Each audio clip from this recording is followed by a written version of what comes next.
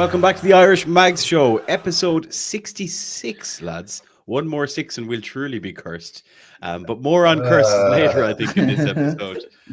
My name is Paul. I'll be your host for today. And of course, I'm joined by Lewis, the equivalent of Lewis Hall's ankle, and Anthony Gordon's red card. It is, of course, Krisho and Alan in no particular order. Hello, lads.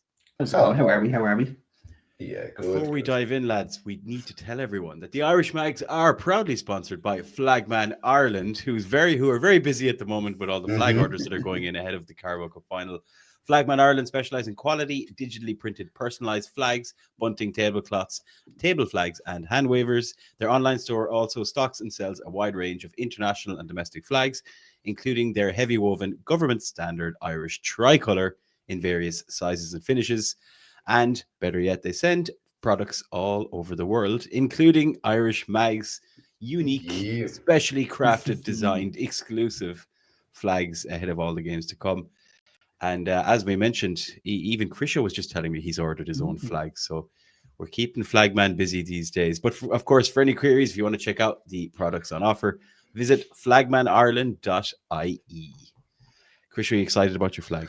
I am excited about my flag. I'm an impatient beatard, but essentially, I was kind of on with you guys today, and I was thinking, oh man, this isn't going to get here. This is ridiculous. And I rang them. They picked up straight away. They were very, very courteous and lovely. I gave them the order number. They said, "Hi, Christian. Yeah, no worries. That's going to be out to you tomorrow. Here's the tracking number." And hooray! Best conversation I've had all day after the news we've got. So Flagman Ireland, good stuff. I'd say Flagman Ireland have put a red flag on your name for future orders. I was very polite. We bet you were. We wouldn't have it any other way. We've never known Krisho not to be polite, Alan. That's right. Yeah. Sure.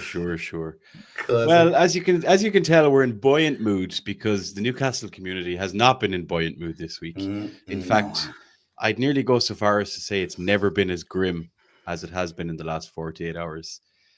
With just bad news after bad vibes after bad juju. It's not been fun. So on this week's pod, we're going to address some of those issues. But I mean, where I am, folks, basically myself. So this pod is just about me tonight. I don't know how to feel now anymore. Finally. I'm usually finally 66 pods in. I just don't know how to feel at the moment. I don't know. Usually I just have this blind optimism, this blind positivity, this belief in Newcastle, belief in Eddie Howe, the players we have. And then you start to get all these things stacking against us. And I'm trying to, I do spend considerable time on social media and on Twitter.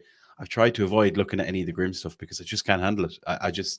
It's just not going to serve us well. So on this week's pod, basically I've given the lads basically a job.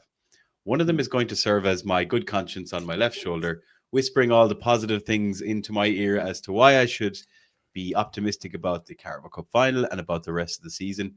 That job has been entrusted to Alan Williamson. Of course. And surprise, the bad conscience, the man in red with the horns, is on my other shoulder. Krisho going to be telling me why I shouldn't be as positive. A few maybe harsh realities and truths about some of the things that might just mean our season. Is it already coming to an end before we even get there? Let's see what the boys have to say and if they'll convince you listeners of the same. And of course, let us know your own thoughts in the comments on how you think the season is going to go, how you think the cup final is going to go, and how you think Alan and Krisho will perform in this job. Tell me how to feel about Newcastle United. Before we dive into my therapy session, lads, we have to talk about it first. Just talk about the game, the Brighton game, the FA Cup. Krisho, I know you had some eggs in the FA Cup basket. You believed that we were going to go and do it and go far. And I don't know how we managed to just let that one get away from us completely. There was obviously a little bit of, I don't want to say luck, but getting the penalty was a bonus. Isak buries the penalty. That is how you take a fucking penalty, by the way. Never mind this Panenka bullshit. You just smash it, and it was a beautiful penalty. I live for those penalties. But he puts the ball in the net for a second time, and it doesn't count. We're looking at semi-offsides. There's just more things to annoy us. And just from there, Krisho, I don't know, did the game just start to slowly turn or unravel? We hit half-time, and then Brighton were nearly a different team. I nearly got like a kind of a PTSD version of deja vu. I got slammed in the face watching and thinking, hang on, this is just like the Forest game. At one point I'll start with, and I'm going to say it because we're going to talk about him anyway, but he's been playing pretty poorly the last while. Anthony Gordon, he wasn't on it. He seems to get really annoyed with Isak very quickly. I don't know what he watched that match back again. He's always shaking his head at Isak. He's always kind of like throwing his arms in the air, all frustrated and stuff like that. Because I don't know, Isak's a better player than him. But it's just he was very poor again. No mind about the red card. We'll talk about that in a bit. But I just thought he really wasn't on it.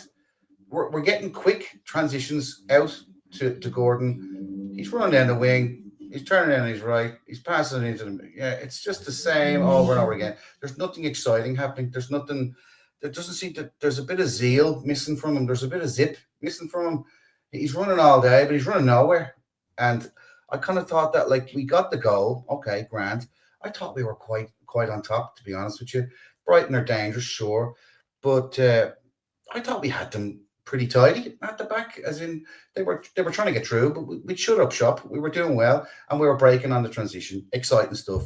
Probably 2-0, 3-0 game. We've all watched it before, where we've survived a couple of attacks and we broke away and smashed teams. And I thought it was going to be 2-0, 3-0.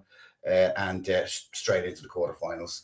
Of course, we had to be haunted by the player that we had to sell, that we didn't want to sell. He's a bit of a petulant little moron, but he's a skillful one. Of course, Trippier had to score an own goal. Of course, he does. He loves scoring own goals or making mistakes in FA Cup games or League Cup games or most games. That goal on him. I'm going to blame a lot on Trippier, but yeah, Gordon. The fact that Minta got space just at the end, and I'm going to be honest with you, by halftime it looked like we'd all played 90 minutes. They look wrecked, like mentally and physically wrecked, all of them. Joe Linton was frustrating again, lazy tackles, throwing his hands up in the air when he got substituted. Something's stinking here. Something's wrong here, and I'll leave it to you guys to dissect a bit more, but something smells off here. Do you know what I mean? Like sometimes you take your socks off at the end of the night. You think, something's wrong here. Is it my foot or is it the sock or is it the shoe? It might be all of them. And this case, this was all of it. It was the sock, the shoe, and your foot. There you go. I'm very fucking alarmed here, Alan, because I'm supposed to be sharing a room with Krisho in London in a week's time. And now he's talking about how smelly his socks and shoes and feet are. Yeah, enjoy that. Yeah, Krisho, we may need to come up with another plan here. If anyone has a tent that they could put up there somewhere around Wembley Stadium, that'd be great. He's kind of right, Alan, in terms of it feels like something is off. And I'm looking at it in two ways. One is mentality. And we'll park that for a second and come back to it. In terms of just play, in terms of playing football, there's some sloppy passes. I'm just like, where has this come from? And even Sandro Tonali is doing it. And you know me and Sandro Tonali now. Like, I'd fight anyone who's gone at Sandro Tonali. And here I am talking about him doing sloppy passes. But we just looked like a really poor team whenever we tried to string passes together and get phases going.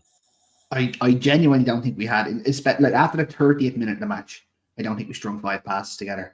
You said it, Tonali was sloppy on the ball. Shar needs to stop with these 70-yard passes at the minute. I don't know what the story is. He's just kicking the ball away every 2 minutes. It's getting very, very frustrating. Bruno looks like when he came on was again offered nothing. Miley, who we've been pinning all our hopes on the last couple of weeks, come here, look, he didn't have a terrible game, but the midfield just bypassed the whole game. It was the definition of a game of two halves. We were semi-decent in the first half. We didn't get near Brighton in the second half. I think they had 12 or 13 shots and we had 2. So something has to give. We looked very, very tired. We looked very, very stuck for ideas. If plan A doesn't work, there's no plan B. Brighton got it wrong in the first half, changed it up in the second half, and put us to the sword. Like it could have been a lot worse in the second half. We got through to extra time, and we all know what happened. But like, nothing looked right after the 30th minute, and it was worrying to look at. Like, yeah, I was getting, like Krisho mentioned, deja vu. Like even between the Liverpool game and the Brighton game, you know, when when we started to try and press, and we're not really pressing like we have been, but these are like teams that are able to play quick kind of triangles that just make a press redundant. And it was happening again in that second half. They have players who are good in the ball, good technical players. So even though we're pressing them and closing them down and using energy to do that, they're able to just pass their way out of it. And again, it just kind of renders it useless unless you're full on, pressing gung ho, but we haven't really done for a while. We're letting good technical teams play kind of out through us, and that suddenly we can't do the same. Joe Linton, as great as he is breaking things down, doesn't like to have isn't great at having the ball too long. Same with Murphy, I would argue, where we get caught in possession, we lose the ball, and I'm really not sure how things have just kind of changed so drastically from where we were 2 months ago. And again, is it staleness? Is it predictability? Are teams able to just predict what we're going to do? It's all That's of that. where I am with it. That's It where is I am with it, for sure. It was mentioned many, many times, right, in the commentary, right? And I was saying it to myself watching the game. They played around us beautifully. It looked like they had so much space to knock it about. Like you said, Al, 12, 13 shots in the second half. God, the game could have been well over by 90 minutes. Like, they played beautiful football. I have to admire them. But we looked sloppy and we looked really tired. Like, there was, even with the substitutes that came on, like Bruno didn't really make much of an impact. Who else came on? Did Barnes come on? Came on. Oh, Wilson came on. Barnes started and came off, right? Well, there you go, right? Barnes started. It's like, he didn't really do much, to be honest. Wilson, Murphy, Willock, and Bruno came on. I mean, Bambi was sliding around on ice again. Do you know what I mean? Honest to God, I've now finally found a GIF for him. Hooray! So I can keep putting it in the group. But it was a case that, like, I couldn't believe the amount of space that they had. But then I realized, like Al said, and like you've said, Paul, they changed it up. We didn't. It's like we just stood there and watched them play the ball around us. And it was just, it could have got embarrassing. And the one thing as well that was mentioned, and I know we'll bring it up now in a second, but the crowd were way off it. Like, you could hear it even on the TV. And people, Irish mags that were there, were saying on the group that the atmosphere was dreadful, like really bad. After about 10, 15 minutes, it's like the life got sucked out of the whole stadium. So, yeah, it was particularly bad in the second half as well. We were still, like, granted, it was 1-1 when Gordon gets sent off. Yes. And then Lamptey's sent off, didn't, it wasn't too much between it, let's say. And even for those, like, let's say the last few minutes of the 90 and then the opening half of the extra time, we're 1-1 level, we're 10 men each level, and the crowd seemed completely flat. At one point, we even got the ball in the box, and we were still 1-1, and there was no, like, God, like you usually see. And it just felt like, I mean, maybe it's this trauma that Newcastle fans have of adversity and things going wrong, and everybody realized what that red card meant. Everyone suddenly straight away going, red card, 3-match ban, West Ham, shit. And I just think that almost hit everyone towards the end of the game as well. Now, look, even though we're not playing great, I still think we've defended quite well in a lot of times, especially under the Kosh. Then they've just brought on a player who knows where the goal is, who is fitter than Callum Wilson, and who's been in good form for them, and has a lot of positivity attached to him, especially the way kind of pundits and media speak about Welbeck. And he just dinks it in. And for some reason, I was praying he was offside, and apparently he was nowhere near being offside. Nowhere near it. But God loves a try. Livermento was all over the shop for that. Yeah, but and that's the point I was going to make. Like, Livermento was wrecked by the end of it, and you could visibly see it. I was even surprised when it was Trippier that came off before Livermento, because I just thought Livermento actually looked a bit more pooped, like, from running around. So, gassed is probably a better word than pooped. They're very closely related. Chris, none of that when we're staying together in the room. So, look, I'm gonna just throw it out here, right, Al? Are the lads being trained too intensely on hard ground in bad weather? They're freezing cold. They're not used to it. They're only young. Their muscles are still getting used to this, and Eddie is running them into the Jesus ground, and they're ready. No. Right. You have to remember, right? Our 25, 26-man squad for the Premier League, bar 14 of those players, they're no better than mid-table Premier League down. So like Right.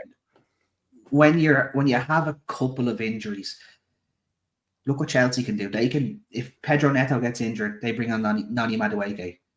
If Anthony Gordon, who's now suspended, is gone for us, we have to now put a midfielder on the left wing, bring another midfielder. We don't have the luxury. So when one thing goes wrong, there's a massive knock-on effect for us. And look, I'm not blaming the injuries as an excuse. We didn't play well and all that jazz, but we can't just be saying everything is wrong. A couple of injuries, it's a bad result. It's not the end of the world. Let's be honest about it. We're still in a cup final in 2 weeks' time, lads. Everything's okay. And like even looking at the league table isn't terrible. Like genuinely. And this it's hard to forget. Like, you know, we're sitting sixth in the league. I would have taken that like at the start of the season, like especially, you know, looking at the transfer window or the lack of transfer window, and then subsequently another shitty transfer window. In fact, we lost players. We've lost 4 players basically in the last 12 months and not replaced any of them. As it stands, we're 3 points outside fourth and 2 points behind fifth, which is likely to get a Champions League place. So there's plenty to be positive about. But I think what's bringing people down is the fact that we are showing no signs of getting any better or turning it around. Now, I was going to just kind of segue in there and say what would turn it around is a win. If we go and play West Ham and beat West Ham, that's how, not fickle, but that's how short term football is and how quickly things can change. Just before we go on to that, though, the red card, lads, like Christian, you kind of alluded to it. Clown show. For a player, what surprised me the most, like Anthony Gordon has been in great form, and there's always a lot of different talk about him and about the whole Liverpool thing and everything. But you know, for a player, and I'll always go back to that interview with Gary Neville, for a player who seems to be so kind of driven and like well thought out in terms of like, you know, he thinks a lot about what's happening, he thinks a lot about games, he thinks a lot about his role. It doesn't seem like a player, even though he is fiery in terms of his style of play. Just, you know, you just didn't see that head loss coming for someone who's usually so kind of cognizant of what's going on. But I don't know how else to describe it, Kershaw. Complete fucking head loss. Who's the guy? Absolutely defender? No reason. Who's the defender? Was it Van Heck? Van Heck had Gordon rattled. He was all over him, pinching him, elbowing him. You know, referee wasn't looking, brushing past him, shouldering him. It's like a Gaelic match. He was all over. He proper wind him up. If you watch back the game on the highlights, Gordon got an awful afternoon with this fella. He was all over him. He was looking at him. He was mocking him. He was laughing at him. And Gordon just wasn't getting the balls back from Isak that he expects. I think they're a little bit off on their wavelength. When they're on it, don't get me wrong, they're it's unstoppable. But in certain games, I've noticed that Isak and Gordon sometimes just aren't on the same wavelength at all. They're like competing against each other, which is a good thing. But they're kind of competing, and I think the word I'm looking for is against each other. It's not really with each other, competing against another team. But he seemed to have been completely wound up. He went to push the guy, right? But Henke was getting up, so obviously he pushed him in the head rather than pushing him in the chest. Pushing him in the chest, he probably would have got a yellow card and told the cop on. But Henke went down like someone had just glocked him, as in someone had just shot him in the chest. Like, and they were doing it. Some of them were doing it all day, but that was a very, very professional display by Van Henke. He played very well all game. He defended very well for Brighton, and then he sold us a kipper and got Gordon sent off. He genuinely got Gordon sent off. Okay, his actions got him sent off, but Van Henke's kind of jumping around and holding his face like as if he'd been stabbed in the eyes. I mean, get a hold of yourself, like. And then Gordon was laughing. Where we are, you know. Yeah, that's where we are. If the roles are reversed, if Van Hecke had turned around and pushed Gordon in the face, I'd be going bananas if Gordon didn't go down like that. So that's the it's just the way it's just the way it is. Like there's a phrase. It's like play stupid games, win stupid prizes, and that's just a classic example of it. Appeal, waste of time, hands are high, hands are above the shoulder, on the face, on the head, whatever. Game over. Speaking to Everton fans, Paul. Speaking to Everton fan, one of my best friends is an Everton fan, and he was essentially saying to me like that had been noted in Everton through the academy all the way up into the first team, that he's a very, very talented player, but he's got a right hot head. But that's the thing. I think I had thought he'd gotten a grip on it, you know, particularly under Eddie Howe, because we just haven't seen that. We haven't really seen it with him He at wrote me a Newcastle. message. He wrote me a message saying "classic Gordon," and he just had a hot head emoji. But see, I would contend that he had that. I wouldn't say classic Gordon from his time at Newcastle, but what at No. Everton, whatever, underage, fine. Yeah. But in terms of like, he's great at like winding up the crowd. Or I remember I can't remember the player, Alan. You might remember. He was having a bit of handbags or afters with a player who was pulling his jersey, and he was like, "You want my jersey? I'll give it to you after the game." Yeah, You know, I like can't remember who I'm it was. fully on board for that kind of shithousery and winding up, but yeah, just that hot. I was just surprised, especially when it wasn't like we were losing 3-0, where you're completely like fuck this game or frustrated, But anyway, look, no Anthony Gordon. Now I hate to say it, but I was on the True Faith podcast before the Brighton game, and I was one of the things that we were talking about selection, and I was actually saying I wouldn't mind seeing Gordon dropped for the FA Cup game. Not rested, but like dropped in order to just kind of shake him up a little bit from a performance perspective, bring in Harvey Barnes. I wish that happened now. And now the only thing it is, Alan, is it's assuming this is the way it goes, it's potentially a massive opportunity for Harvey Barnes, unless they go with the whole Willock and Joe Linton thing down the left. But either way, Harvey Barnes now, there's 3 games where, and you'd assume he might start against West Ham. It's a massive opportunity for him to kind of prove a lot of people wrong and show us kind of what he was showing us glimpses of during cameos in the past. This is the one time where he can say, I'm keeping this jersey, and it's Gordon's to fight back for. And then you could potentially see Gordon move out to the right. But this is Harvey Barnes' opportunity to nail a stake for this left wing position. And look, he'll start against West Ham left wing. Whether he starts in the cup final is 100% dependent on his performance against West Ham. So there is literally no bigger opportunity for him to have the game of his life than next Monday night. So the ball is totally in Harvey Barnes' court. Let's be very honest about this. He has to grab it. If he does not grab this opportunity, he leaves in the summer. Yeah, and I think either way, I think whatever about the summer, it's an audition in terms of, here, Eddie, this is why I was signed. This is what I still can do. He's relatively young. He's talented. He's a good player. This is a chance to go, well, I want to play in a Carabao Cup final. I want to show either show why I should stay at Newcastle and be demanding that you rethink where Anthony Gordon plays, etc., or other clubs are going to see him play, whether it's against West Ham or if he gets in the Carabao and makes a name for himself. It's other clubs will see what he can do and be willing to pay, because I think no matter what, if Harvey Barnes was to leave, we're going to still want to recoup quite a lot of what we paid for him. We're not going to let him go for 10, 15 million like Miggy, So yeah, massive opportunity either way, and it'll be interesting to see. First of all, if he takes that chance against West Ham, and then if he can do enough, will that shape Eddie Howe's thinking tactically? Because depending on Sven Botman, and if we get 3 centre backs available, maybe the tactic changes, and whether or not there's a need. Who else? Put Joe Linton on the left in the final. My big thing why Eddie Howe loves Joe Linton where he plays is because he offers protection. He's like a big Brazilian condom. He protects the left back and the left centre back an awful lot, and you could see when he wasn't there where that lacked, particularly like against Liverpool, Szoboszlai or where we're just breaking through. You kind of need that, so that's why I don't think he'd put him on the left. I'd actually be more inclined to put, as you said, Barnes or Willock, but. Again, this is all assuming that everybody's fit in what is now, what are we talking, lads? 11 days time until the final. So lots of question marks and lots of what ifs. And I think it's too soon. We're going to do a big preview of the Carabao Cup final, obviously, next week. And I'll tell you all about my plans of sharing a room with Chris Show and how I'm having sleepless nights thinking about it. Classic. Right. We're going to slowly move on to the pros and cons, the positive, the negative, the good guy and the bad guy, good cop, bad cop. But I just wanted to bring it up because it's going to set probably the tone of the next 20 minutes, lads.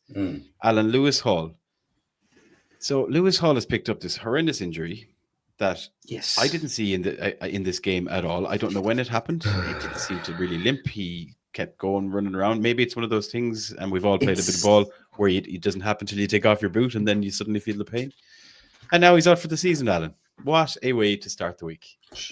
Yeah, that was actually one of my positive points for the season, that Lewis Hall's had a breakout season and he's going to be in the England squad. And then today it's Lewis Hall's season is over. He has a broken foot, and I'm going, right, fair enough. This is great. Yeah, it looks like it's going to be one of them Harvey Barnes injuries where he's just disintegrated his foot somehow, and it doesn't really look like anything has happened to him. I don't know what else to say. His season's over. It's absolutely devastating because he was arguably our best player this season, which is not great to say about a left back, but he's certainly been up there for an awful lot of like player of the match performances, and just good for the lad. Like cup final for the team he supports. Like, Jesus. Not what you want. Not what you want. No, and he has been playing so well. You know, Chris, like we're probably going to talk about it, but even though we lost 2-0 to Liverpool, I would say for 85% of the game against arguably the best player in the world, he managed him. Didn't pocket him or anything like that. No. Managed Mo Salah, and very few left backs have managed Mo Salah in the last 5 years. I blame Salah. I think the injury came from Mark Salah, and the Salah stood on him, and it just got worse as he kept playing on and into the next game. So yeah, it's all down to Mo Salah. So yeah, they're straight out. Everything's Mo Salah's fault. I don't know if he's the reason why we're so cursed, but we're going to come on to that. So yeah, look, no Gordon for the next few games, and including the final. No Lewis Hall. The only positives, I suppose, from a squad perspective, I saw Isak doing an interview today, which was a cup final preview. Yeah, geez. So there was a bit of people getting very excited that in a bad way, obviously, that whispers of Isak was going to be out for the final, but you'd have to assume he wouldn't be kind of pricking around doing interviews if he was. We cannot play him if there's even a 1% chance of injury on Monday night. Yes. If he stubs his toe on Saturday morning, he's out. He's out. Do not play him. Say nothing.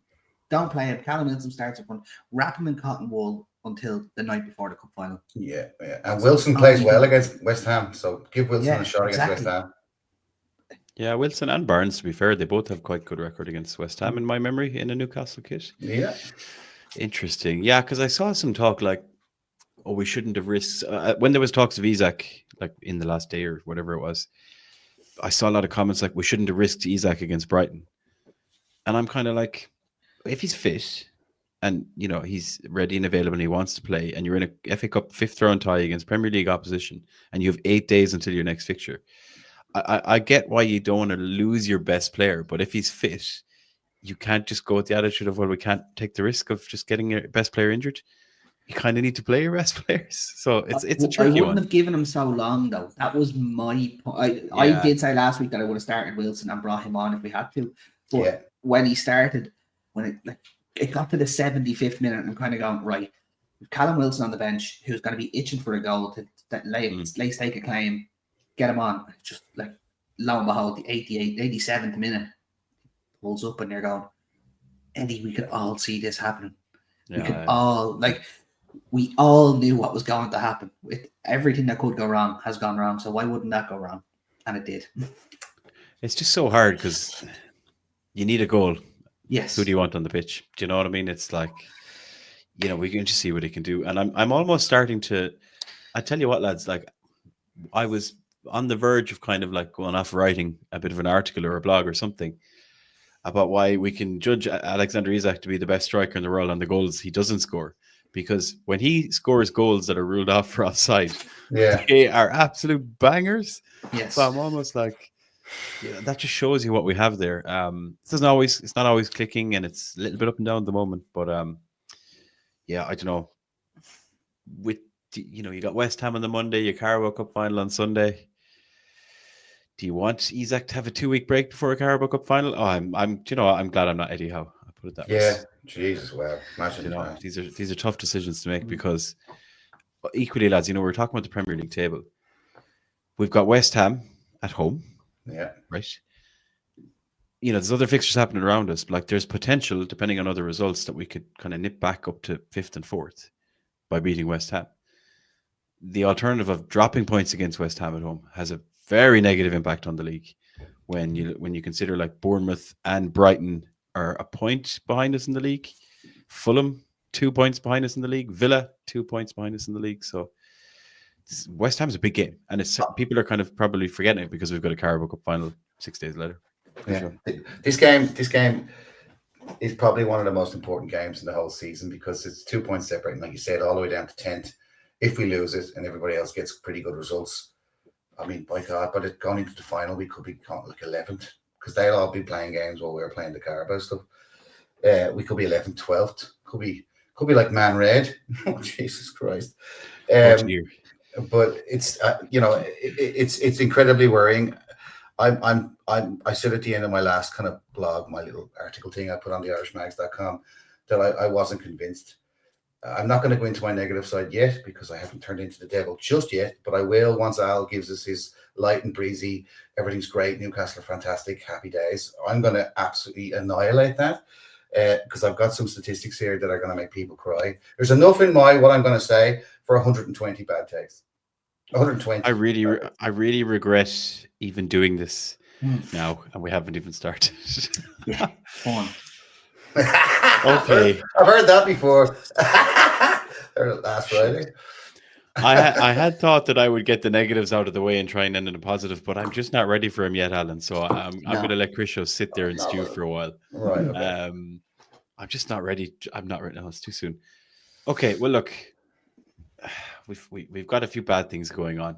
In terms of bad luck, bad omens. This, we've had this shit in the past. Fucking Nick Pope, Loris Karius, Carabao Cup. I remember FA Cup finals back in the late 90s where we had these kind of issues with players' injuries and all that. But I'm generally, Alan, a positive person by nature. I'm an optimist by nature with Newcastle United because otherwise you end up in a dark place. Tell me why I should be continuing that way. Tell me, more importantly, why the people out there should be positive about the cup final, and let's go one step further, positive about the rest of the season. So naturally, our big positive is the cup final we have coming up. Let's be honest. We didn't do the cup final route the easy way either. We knocked out Chelsea. We knocked out Arsenal. Did we knock out Man United? Was that last year? Oh, no, I think that was last year. That was last year. We've beaten teams this season that we've never beaten away before. Mm-hmm. We're slowly but surely building something that looks very, very good.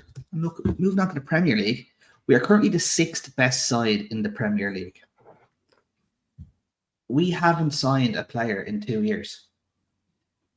Yeah. We are going into a summer where potentially we could have a massive nest egg that we could go out and really revamp this squad that is currently the 6th best side in the Premier League. That is a massive opportunity for us. The other thing is, obviously we've tough games coming up. All of these teams have to play each other. Not every single team around us is going to pick up 33 points between now and the end of the season. It's just not going to happen. Teams will beat each other. Teams will draw.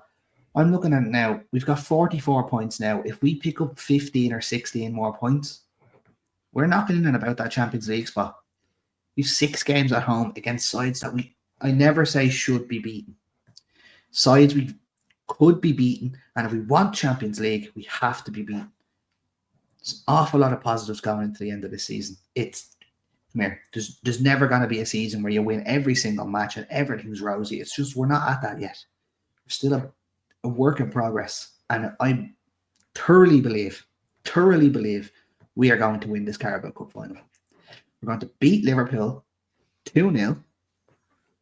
It's going to be the worst game of football the Newcastle fans are going to have to watch this season, by the way. We're going to be battered, but we're going to score 2 scaldy goals on the break and win the cup 2-0. Season's going to be very, very good, and we're going to have a very, very good end to the season, especially with players coming back from injury a little bit now as well. You've got Sven Botman looking like he's going to come back into the squad, which would be massive. He is our best defender. Let's make no bones about that. He's missed half the season. Things are looking up. Don't be worried about it. It's not too bad. It's not too bad. Okay, I'm slowly coming around here. And as well, look, I'm going to come back to the final in a minute. Yeah. And again, this is for the listener's perspective as well. If we look at the next 5 Premier League fixtures, which takes us up to the 16th of April. West Ham at home, Brentford away. Sorry, West Ham at home, Brentford at home, Leicester away, who've been shocking this season, Man United at home, and Crystal Palace at home. So, sorry, we West Ham away. But like the 3 home games there against Brentford, Man United, and Palace. all extremely winnable, especially the Man Red one because they're desperate bad. And then you're looking at West Ham, as we said on Monday, which is away. I think I said home earlier, away, and then Leicester away. Like we knew that this month, like the month just gone, was going to be very tough for fixtures, right? And same with January, and there was the 2 Arsenal games thrown in there as well, and then throw in Liverpool, throw in Man City. There's some very winnable games coming here. If we're just looking at the Premier League specifically, we do need to win the ones we need to win, but like there could be a lot worse. I would argue our kind of hardest league game to come. You're looking at Aston Villa away on the 19th of April. They obviously have Champions League football going on too. And then probably Arsenal away, second last game of the season. Other than that, there's a lot of winnable games in there. Ipswich at home, Chelsea at home. You never know. Okay, so I'm bought into that. And then I just want to quiz you on the final, Alan. Because I know Krisho is ready to burst here. But I suppose in one line, thinking about squad, thinking about how can we do this? Why should we be positive? Why should we be going into it thinking we can win the Carabao Cup final? Why not? Sold. I'll do it for you, boss. No, it's I'm going to need to peel it one layer deeper than that. In terms of beating Liverpool, especially best team, we're looking at the best team in Europe, let's say, arguably. Even though they did concede a goal to PSG as we were recording, but it got ruled offside. So we beat Arsenal, who are currently second best team in the Premier League, 4-0 on aggregate to get to this final in 2 games where every single one of us had our minds blown and we're going, I can't believe we've just done that to a team. We beat Brentford in the quarterfinal, 3-1. In a game where we were like, oh, tough game, Brentford coming up. They had just beaten us this Saturday, 1-0. And we were going, oh, this is not great. What are we going to do? When the chips seem to be stacked against us is when we seem to play our best football. So I hate saying the plucky underdog story and all that jazz, but at the end of the day, we're playing Liverpool, who are the best side in Europe at the minute. I hate saying that, but they are. Let's be honest about it. We can absolutely do this, and we're going to. And we're going to. Okay. I'm a fan of positivity, I won't tell you that Liverpool are currently 1-2 favorites and Newcastle are 4-1.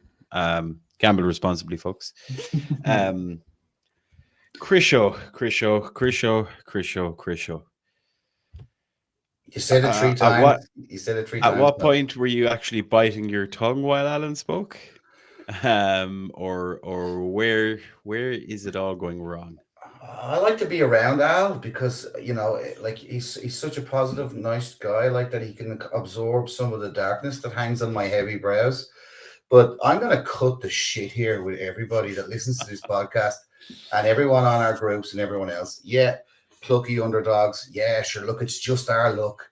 To be looking up and to be thinking up, you have to be lying in the gutter, and that's where we are right now, covered in utter ska and shit. Yeah, there's a new word for everybody, ska, right? Oh, fuck. Right, so someone said about, Al was just saying there, we're playing the best team in Europe. Yes, we bloody are. In 2 weeks' time, in front of 80,000 people, against the best team in Europe, the best Liverpool side in a considerably long time, right? Yeah, they've only won 1 Premier League in 30 years. That's because the rest of them are bought by other clubs. But this team, we would have had to have played the best players that we have, and they would have to have performed at 100% of instruction and ability to come very close to catching Liverpool on the hop and beating them 2-1, maybe even 3-1, right? What we have now is a depleted squad. I mean, we're so cursed, right? Paul made a wonderful joke today, and I'm going to credit Paul with it, that all we need to see now is on the front page of the Sun, Tonali getting caught coming out of Ladbrokes in Newcastle. I mean, I hate to say it, I'm not tempting fate or anything, but I tell you what, Tonali might be putting a bet on that 1-2 for Liverpool. Look, at moving on from the curse, right? So essentially, moving on to the Premier League, because I'll go back to the final now in a minute. I don't want to piss on anyone's parade. A parade we're not having, by the way. But I'm going to be over there. I'm going to be positive with you, right? But I'm going to have a little pocket, little bag of negativity that I'll keep in my pocket, and then I'll spring it out at the end of the night, and somebody can box me in the face. But moving on to the Premier League, right? Moving onto the Premier League. After the Brighton game, during the Brighton game, after the Brighton game, right? Then as the news has trickled in over the last couple of days, the group chat has nearly literally exploded, right? I thought my phone was literally going to grow legs and just jump off the 21st floor here and just onto the ground and smash itself. It was essentially, I can't help but be kind of energized by the negativity. Usually you're energized by positivity. Jesus Christ. Honestly, I was waiting to put on a dark cloak and a hood just to give up. But it's very, very clear there's squad fatigue. We are mentally fatigued. The fans, the club, poor old Darren Eales, God bless him, he's ran ragged. Do you know what I mean? It's how out, right? Not for me, Alan. Don't look at me like that. It is stinking of how out. You've got Newcastle fans with one eye looking at Aston Villa, getting in some players in January, playing tidy football, winning in the Champions League, going to get into the quarterfinals, doing well in the league. They're a sneeze away from us. And we've got to play them away in the Premier League.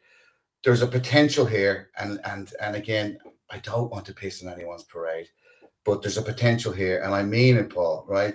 That we come 12th, okay? We ship out 6 or 7 players that maybe people have fallen in love with, and that no have to go, like Longstaff, people like that, but they all know they're going. They all know Paul Mitchell, with his silly smirk and his terrible beard, is going to roll in 7 or 8 or 9 players that, okay, it's going to be fantastic, right? There's a glimmer of positivity. What's made Newcastle great over the last 2 or 3 years is going to be smashed like a glass menagerie, just smashed to pieces, right?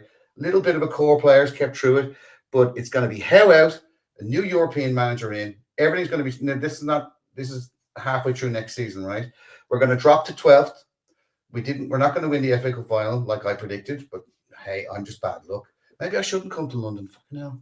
Okay, we're going to lose. We're going to lose the League Cup final. Okay, we're going to lose the League Cup final 4-0, and it's going to be mayhem on the streets of London, right? And we're going to come 12th in the Premier League. Jesus. Panic on the streets of London. Yeah. But look, I really look forward to hanging out with you guys and having a great time. You know, I'm not looking forward to. I'm now only invested in this weekend in London because you just said someone's allowed boxing in the face, and I've called dibs. So, this is not live, so no listeners can get in before me. But they'll be queuing up over in London. No, please don't. I'm very fragile. Please don't. True. Look, okay. I'm sorry, Paul. No. Look, I'm throwing it at you. It's enough. It's extreme views, but there's a lot of validity if you know in terms of like you're taking the piss, but actually making some clear points at the same time. There's a big staleness issue here, and it relates to what Al said about not signing a player in 18 months, nearly 2 years if we continue into the summer. The carnage from the PSR transfer window. I still remember Longstaff's quote where he said, it just felt like we all had a price. It's not a great place to be. All that panic.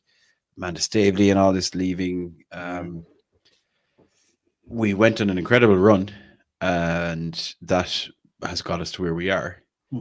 And I don't know if that was just a series of fortunate events, because there were some games we won and didn't play well. But ultimately, in a 38-game season, you expect and you need to be winning games where you don't play well. And we went out and we smashed Villa. Was on the 26th on Stephen's Day. So. I wonder what it's like being a fan of a normal club, because like these extreme levels of emotion, these extreme levels of good fortune, of good form and good results mixed with bad luck and shambolic performances. It's just so changeable. I'm still at this crossroads. You've both done your jobs very well, in the sense of I don't know which way I'm leaning here. And I think where I am mentally is I think that the Carabao Cup final without Hall and without Gordon is now a huge ask to go and beat Liverpool in one game. Now, likewise, in one game, if we can go out and show we want this more, because look, they're going for the Premier League, they're in the Champions League. This is their third priority, right? They're out of the FA Cup.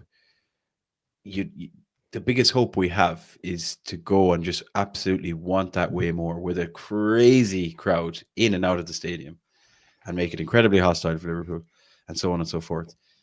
We need to get out of this slump of woe is us and everything is crap in order to do that. But it's being realistic, it's going to be a tough game.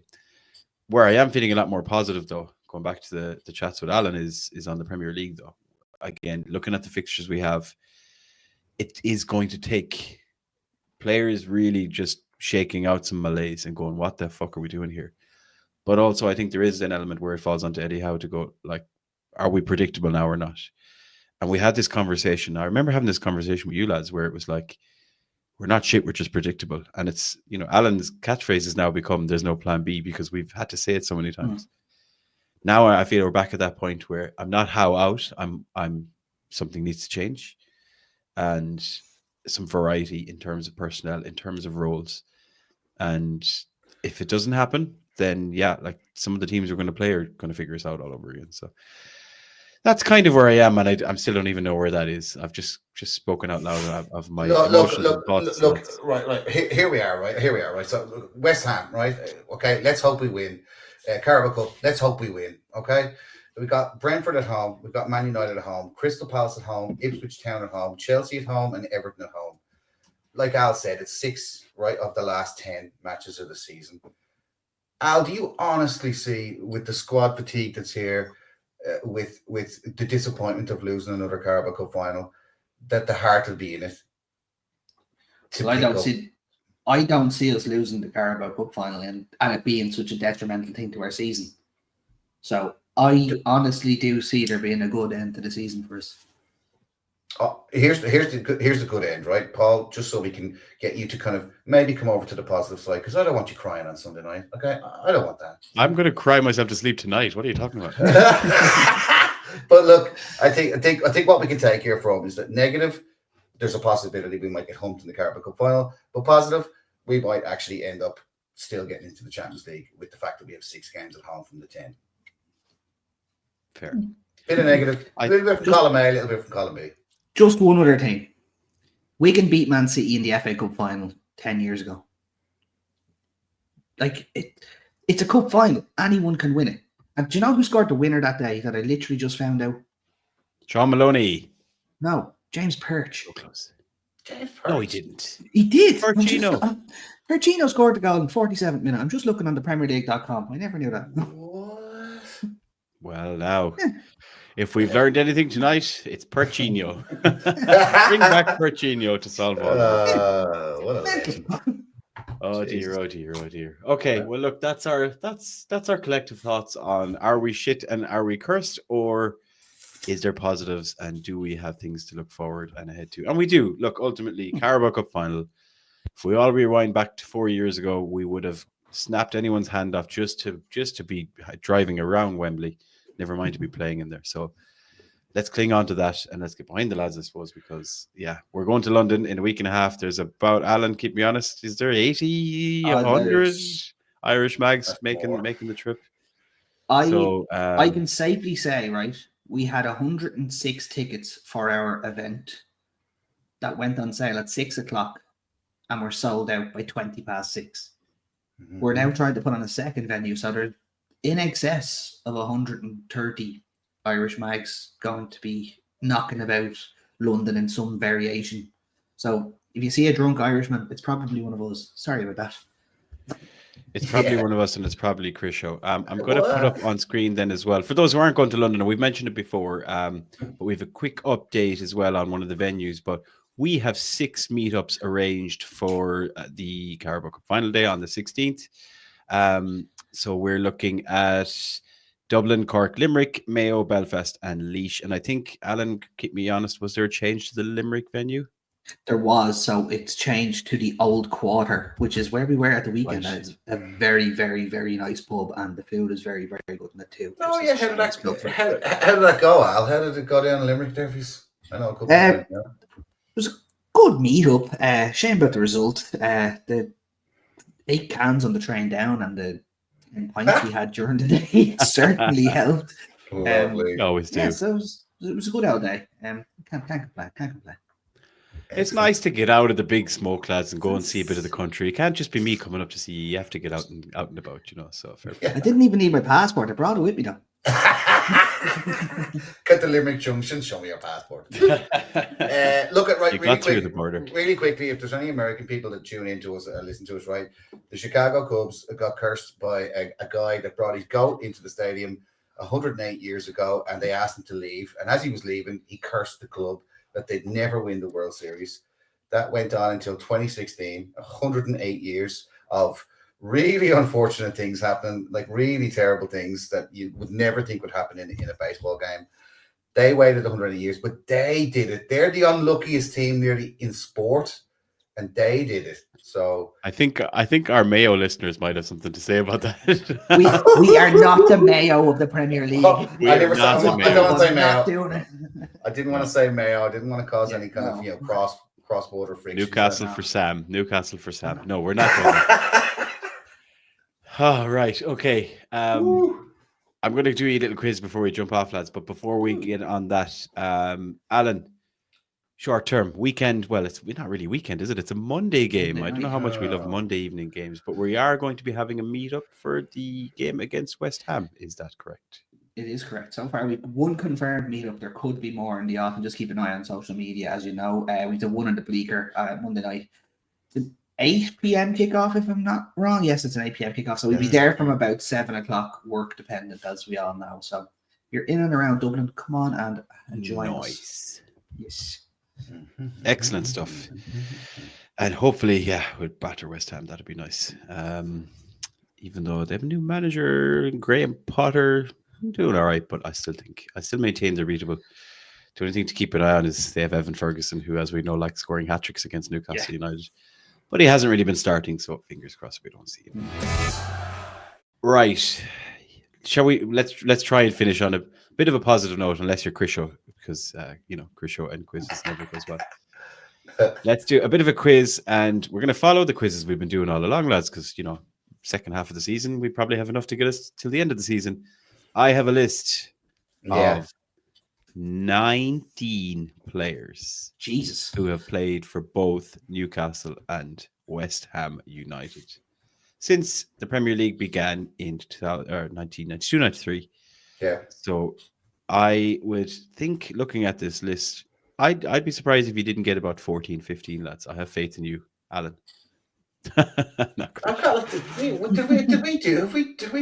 We've never done this before, have we? No, we've not done. We've definitely not done this team. No. West Ham. And Krisho, I'm going to let you go first. Why? Really? Why not? Chicken arms. Kevin Nolan. Kevin Nolan is correct. 145 appearances for West Ham. Before that, 85 for Newcastle. Alan. Andy Carroll. Andy Carroll is, of course, correct. 125 appearances for Newcastle with 32 goals, but he had 138 for West Ham and 34 goals. There you go. I don't know where he played, right? But the poor man's Tino Livramento, Harrison Ashby. Harrison Ashby is correct. 41 appearances for West Ham and 2 for Newcastle. What? That's what it says here. That's what it says here, yeah. What? Between 19 and 22. FB Ref would never lie to me. So there you go. I mean, if they're wrong with the data, the whole thing's fucked. So, Alan, back to you. Lee Bowyer. Lee Solent. Lee Bowyer is correct. 89 appearances for Newcastle, 53 for West Ham. Krisho. The guy who scored the greatest goal known to humanity with the use of his ankle. Mo Diame. Mo Diame is correct. 72 appearances for West Ham and 103 for Newcastle. 3 goals, man. That goal was absolutely astounding. Let's be honest. Craig Bellamy. Craig Bellamy is correct. 111 appearances for Newcastle. I forgot he played for West Ham. 24 games in the 07-08 season. Krisho is playing his flute on his pen. Yes. Stuart Pearce. Oh, baby. Stuart Pearce. 39 games for Newcastle, 97-98, and 42 for West Ham in the 99-2000 season. Alan, back to you. I'm starting to struggle. Alan, you've never struggled in your life. Shaka Hislop surely played for West Ham, didn't he? Shaka Hislop. Well, he played 57 times for Newcastle and 125 times for West Ham. Not in as glorious a jersey for West Ham as it was at Newcastle, as we all know. Did we sign him from West Ham, or did he go to West Ham? I think he did both. I think we signed him and sold him to West Ham. Is that it? He definitely went. He played for the appearances he made for West Ham were after us anyway, because it says from 98 onwards. One of my favorite players at Newcastle, even though he's a bit of a plonker personally, I think, but maybe he's redeemed himself nowadays. Kieran Dyer. When Alan said Lee Boyer, I was waiting for Kieran Dyer to come out because, as everyone knows, they're the best of friends. It is correct. 219 appearances for Newcastle, 30 for West Ham in 3 seasons, which shows you how his injuries caught up with him big time. Alan, we may have said this one. I'm not sure. Demba Ba. You haven't said Demba Ba, who did play for Newcastle, as we know. 29 goals in 55 games, lads. So bring back Demba Ba. Serious strike rate. He did score 7 goals for West Ham during 12 appearances in 2010. So that is, of course, correct. Still a few more, lads. So somebody with a bigger frame, bigger legs, bigger goal tally. Les Ferdinand. Les Ferdinand is correct. 72 appearances. Only 72 appearances for Newcastle. But even less for West Ham. It was 14 in 2002. Our last captain to lift the trophy. I think I know where he's going with this one. What kind of trophy is that? Hang on. What? It was actually it was an A4 page is what he was holding up. Intertoto Cup champions. Scott Parker. Scott Parker is correct. Soon to sell his goal. Oh no, he's not. Is he the Burnley? He's the Burnley manager. Soon to sell his goalkeeper to Newcastle, we think. 61 appearances for Newcastle, 113 for West Ham. Correct. Right, let's see if you can do one more each, boys. I don't know. Pavel Cernacek played for West Ham.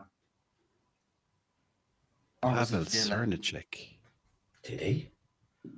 I do know that Pavel Cernacek made 141 appearances for Newcastle.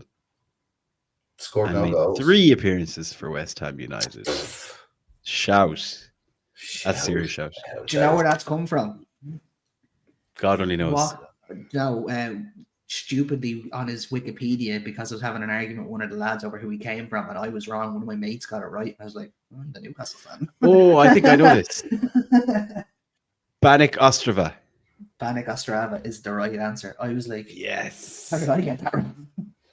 Yes. So hang on, Paul, you won a quiz, Alan won a quiz, and I didn't win any quiz? I won a quiz I'm not even playing in. Jesus H. Standard. Right. Did Nobby Solano play? Solano did play 23 times. Oh, what? Bonus points? Correct. Like, what the Yeah. hell? Yeah. I think I might have one more. Wait. You could have had one midfielder who currently is, if I turn my screen, sitting over my right shoulder, if you're watching on YouTube, listeners, who is this guy?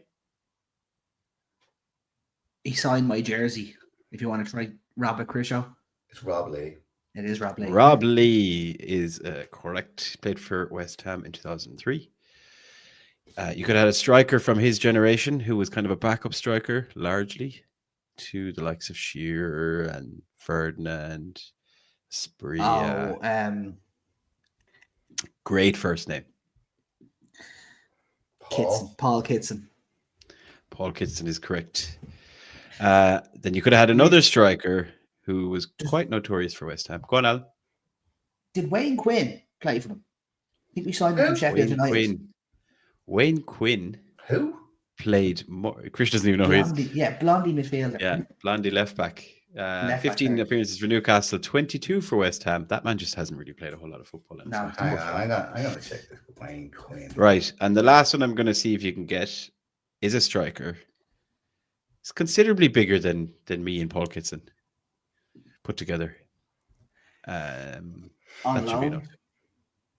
I believe so. Yes. Yes. In the championship. Yes. And he was answering a quiz 2 weeks ago. Probably. so. We do a lot of Yes. quizzes and a lot of shite talking. Yeah. Marlon Harewood. Marlon Harewood is correct. Good shout. Yes. 5 goals in 15 appearances for Newcastle. 47 for West Ham during his 100. I know we just took the Mickey here, and we're talking about trophies and Scott Parker and pieces of paper.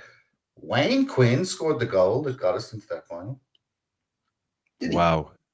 There you go. I haven't pulled it out of my head. I've just read it there, and I went, "What? That's his only goal that he scored for Newcastle." So What a lads, here's where we are. Sometimes when we go to upload these podcasts, and I usually have to choose a title, and I haven't a clue what to choose. What you're telling me is that Wayne Quinn and James Perch are Newcastle legends, basically. Yes. Football legends. Yeah, Football cup legends. Yeah, Okay. cup legends. Okay. We are cursed. I did not see that coming. We are cursed. We are. We are cursed forever and ever. But anyway, that brings the quiz to an end, and that brings this week's Irish Mags Show podcast to an end. As usual, check out theirishmags.com for all the latest updates, information. Some of Chris Show's thoughts in blog form. Chris Quick Show's predictions. pointing. Quick predictions. For Oh, we West Ham. forgot the predictions. Did we forget the predictions? Ooh. Chris Show, what's your prediction for West Ham? Go.